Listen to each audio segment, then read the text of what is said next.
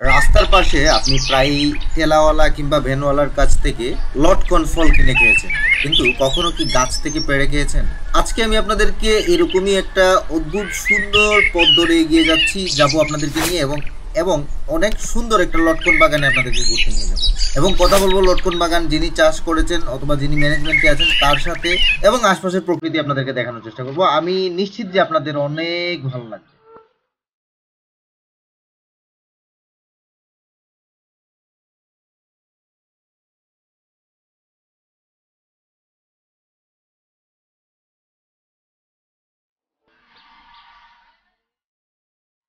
বাহুবল উপজেলার বাটপাড়া গ্রাম পেরিয়ে বৃন্দাবন চা বাগান এবং মধুপুর চা বাগানের পূর্ব পাশে সুশীতল রাবার বাগানের ছায়া ঘেরা পথ মাড়িয়ে আমরা এগিয়ে যাচ্ছি শ্যামল বাগান নামক একটা স্থানে। চারপাশের প্রকৃতি এতই নিবিড়, এতই নিস্তব্ধ এবং এতই পাখির কলকাকালি এবং অদ্ভুত সুন্দর শীতল একটা পরিবেশ, এর মধ্য দিয়ে আমরা এগিয়ে যাচ্ছি। আমাদের অনেক অনেক ভালো লাগতেছে, আমি নিশ্চিত আপনাদেরও অনেক ভালো লাগবে।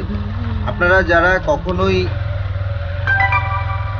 লটকন কিংবা ভুবি বাগান দেখেন নাই, তাদের জন্য এই বাগানে আসার একটা ইনভাইট রইল। আপনারা এসে যখন লটকন বাগান আরো কিছুদিন পরে লটকনগুলো পেকে যাবে, তখন আপনারা চাইলেই এখান থেকে এসে সরাসরি কিনেও নিতে পারবেন। চলুন আমাদের সাথে। কাঁঠাল গাছের সুশীতল ছায়ার নিচে ঘুমিয়ে পড়া সুশান্ত কৃষাণ, দেখেন কি সুন্দর এখানকার, কি স্নিগ্ধ এখানকার জীবন।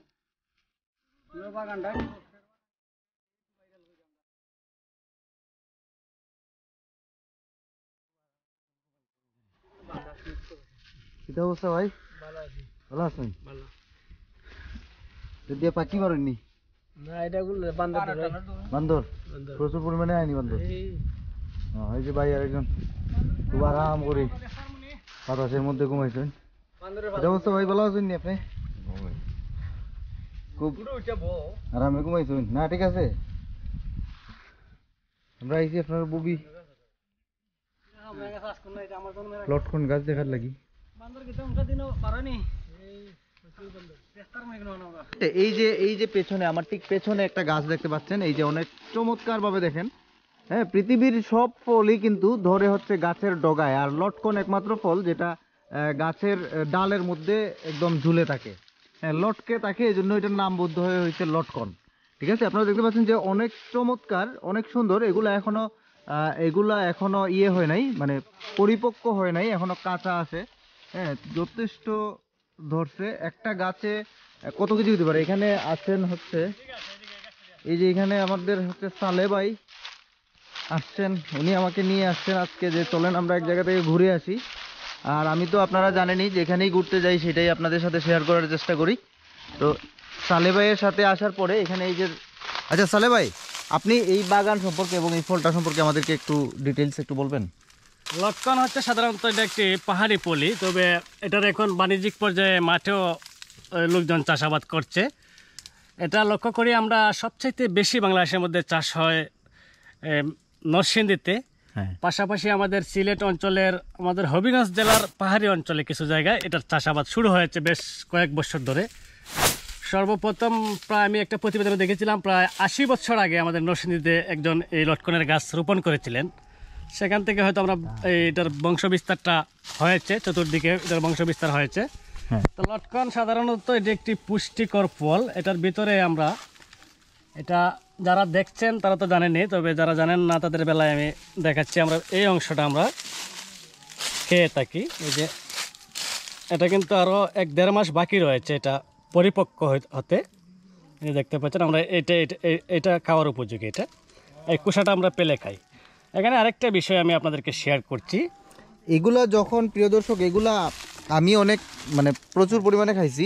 এগুলা যখন একদম পেকে যায় তখন এই গাছের যে ফলটা, এই ফলটা হলুদ বর্ণ হয়ে যায়, ইয়েলো কালার, মানে হালকা গ্রিন এবং ইয়েলো, এটার মিক্স একটা কালার হয়ে যায়। এবং এই যে ভেতরের যে শ্বাসগুলো, এই শ্বাসগুলো আরও বড় এবং নরম হয়ে যায়, এবং এটা টক এবং মিষ্টির সমন্বয়ে একটা রসালো একটা স্বাদ থাকে এটাতে।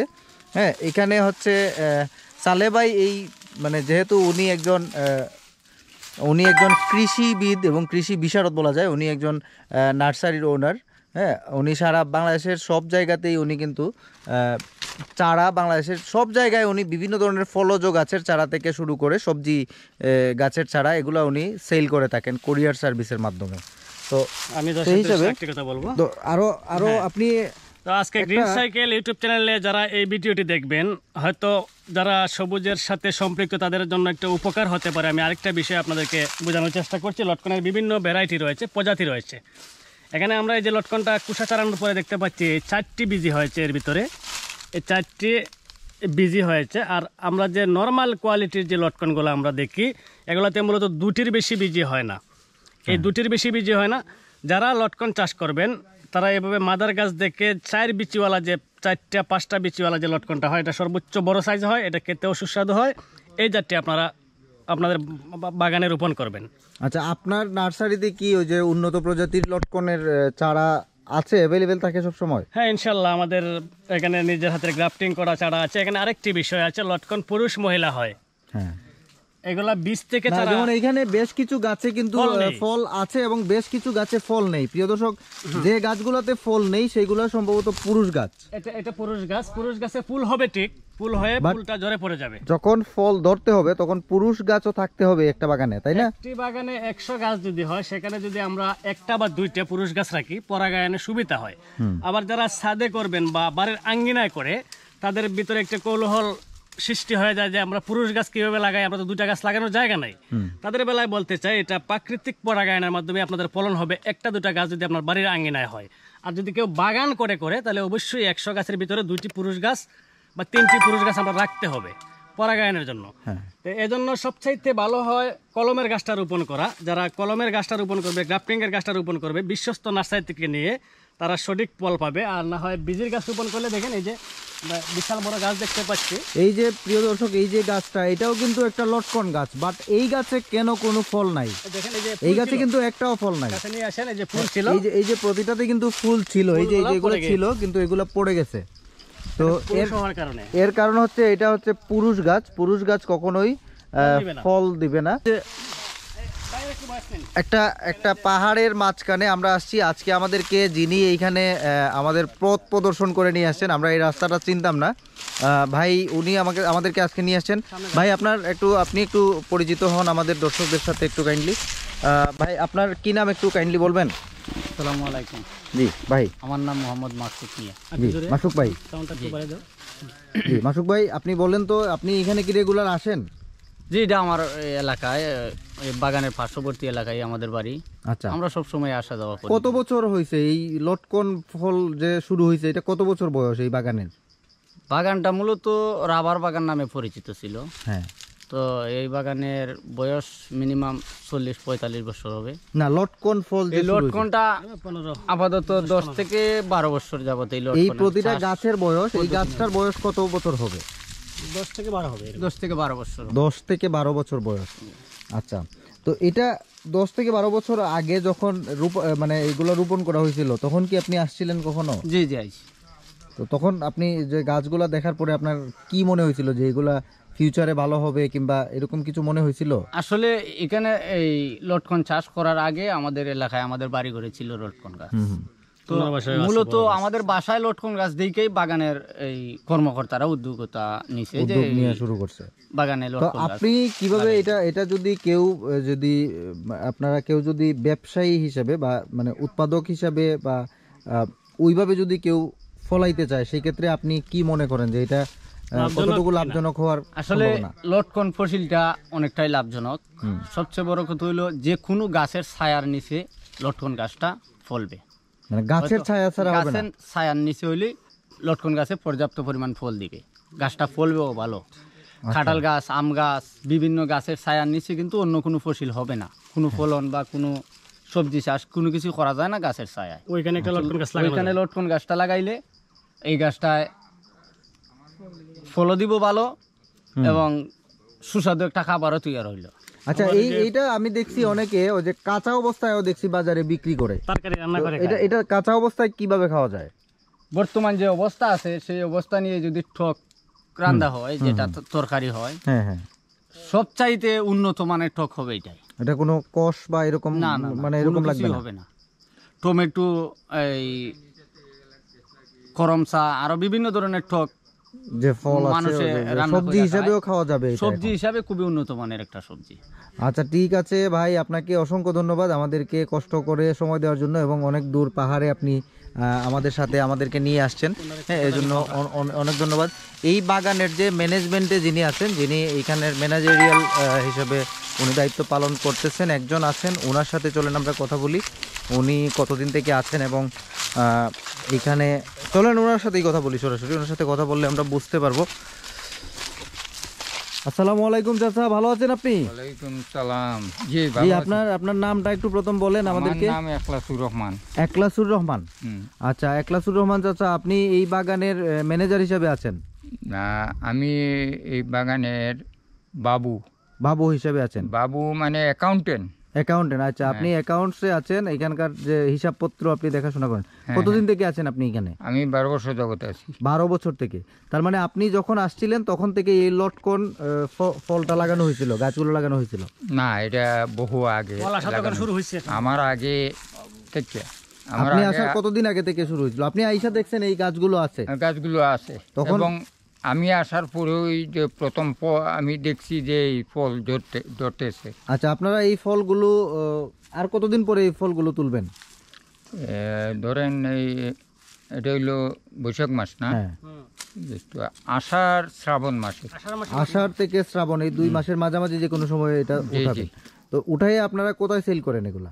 এগুলা আমরা এখান থেকে অনেক সময় বাগান থেকেও নিয়ে যায়। বাগান থেকে কে নিয়ে যায়? ব্যাপারীরা আছে। ব্যাপারীরা আসে? ব্যাপারীরা এসে এখান থেকে নিয়ে যায় ওনারা কি কেজি হিসাবে কিনে নেয় নাকি প্রতিটা পিস হিসাবে গাছ কিনে নেয়? সত্যি কিনে নেয় নাকি? কেজি হিসাবে। কেজি হিসাবে। কেজি হিসাবে পার কেজি কত টাকা করে বিক্রি করেন? আমরা ধরেন পার কেজি 100, 150, 200 এইরকম মানে সাইজ অনুযায়ী বোধহয় দাম হ্যাঁ, size দাম অনুযায়ী। দাম কম বেশ থাকে। জি, জি। আচ্ছা, একটা গাছে আপনি গত বছর যে সেল করেছিলেন, একটা গাছে টোটাল কত কেজি ফসল হয়েছিল বলে আপনার ভালো ধারণা? মানে এটা ফসল তো হইলে নিশ্চয়ই মেপে দেখেন নাই একটা গাছে হ্যাঁ, কতটুকু হয়েছে? আনুমানিকের উপর। আনুমানিক? আনুমানিক একটা গাছে জি। অন্তত আপনার 20 কেজি থেকে 1 মণ হইতে পারে। 20 কেজি থেকে 1 মণ পর্যন্ত, মানে 20 থেকে 40 কেজি। হ্যাঁ, গাছের ক্ষেত্রে। হ্যাঁ, এগুলা তো গাছ এখনো যথেষ্ট পরিমাণে বড় না, এই জন্য এই পরিমাণ, নাকি আরো বেশি হয়? না, এর চেয়ে আরো বেশি। এই গাছে যদি পরিচর্যা করা যায়, পরিমিত পরিমাণে সার এবং যে জৈব সার, বিভিন্ন ধরনের যে গাছের যে খাবার, সেগুলো যদি দেওয়া যায়, তাইলে কি এই ফলনটা আরো বাড়ানো সম্ভব নাকি? বাড়ানো এরকম সম্ভব আছে। বাড়ানো সম্ভব। হ্যাঁ, তো এটা আপনারা কেন এই উদ্যোগটা নিচ্ছেন না? এইগুলা আমরা ফলন নিচ্ছি ফলন না। বাড়ানোর জন্য আপনারা কেন এই উদ্যোগ নিচ্ছেন না? না নেওয়ার কারণ কি? নাকি পরবর্তীতে নেবেন? ওই পরবর্তীতে আমরা নেব আর কি। যেহেতু লটকনের চাহিদা আছে বাজারে এবং অনেক মানুষ এটা কিন্তু প্রচুর চাহিদা আছে মার্কেটে, জি, জি। তো সেই ক্ষেত্রে আপনারা উৎপাদনের দিকে আরেকটু যদি মনোযোগ দেন তাইলে আরো উৎপাদন জি, বাড়ানো জি, সম্ভব। জি। তো ঠিক আছে চাচা, আপনি কষ্ট করে আমাদেরকে সময় দেওয়ার জন্য আপনাকে অসংখ্য ধন্যবাদ।